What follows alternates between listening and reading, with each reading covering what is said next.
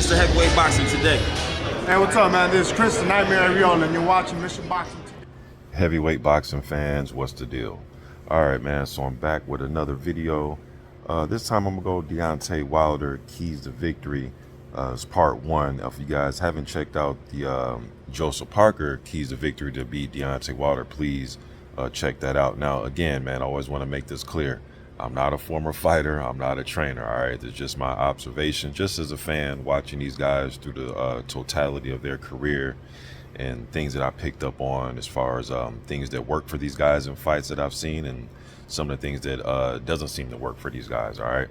But so when I look at Wilder, man, if it was one key to victory, we all know land a big right hand, right? But it all goes back to how he's going to set it up.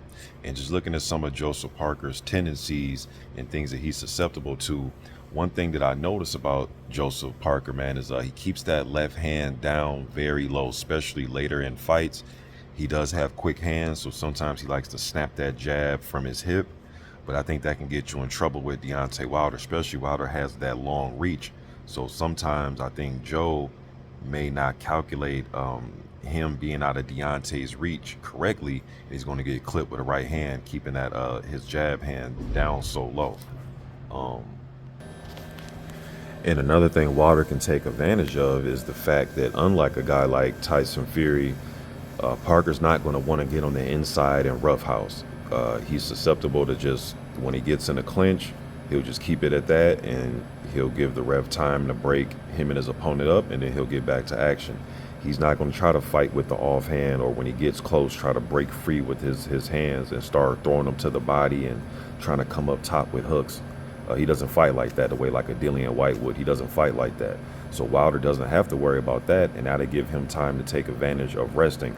Unless Joseph Parker goes in there and just shows me something totally different than I've seen. But majority of his fights, he'll just lay on the inside, wait for the ref to break you. And we know that that's what gave Wilder trouble, plus the size of Fury. But just the fact that Parker really doesn't like to fight close quarters like that.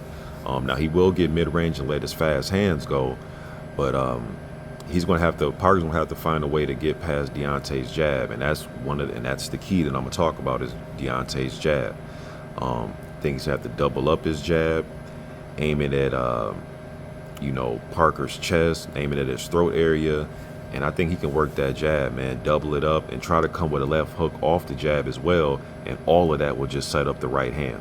Parker, I noticed in the was it the Dillian White fight and the AJ fight, where when he throws his left hook, it was the Keane fight too. His head was still on line.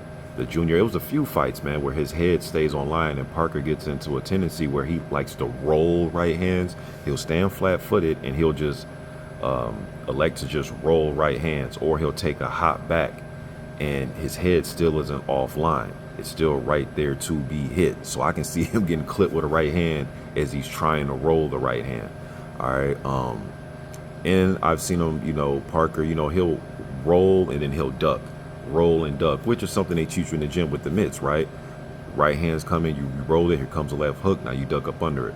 Wilder likes to throw that combination, jab, right hand, hook, but sometimes it's hard to gauge if you're out of range with a guy that has a long reach like that, man. So either Parker's going to be all the way out of Wilder's reach, or he has to be all the way on the inside. He can't just be in no man's land, kind of in between on the end of that punch, that jab, or that right hand, unless it's going to be good night.